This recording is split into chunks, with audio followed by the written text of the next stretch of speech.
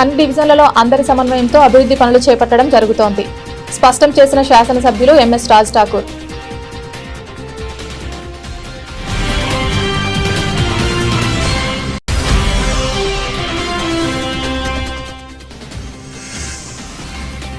కార్మికుల చెమటకి విలువ లేదా?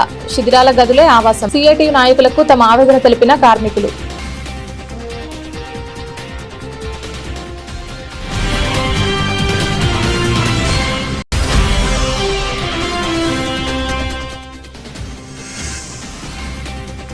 పసిపాప మృతికి కారకులపై వెంటనే చర్యలు తీసుకోవాలి డిమాండ్ చేసిన మంథని మాజీ ఎమ్మెల్యే పుట్ట మధుకర్.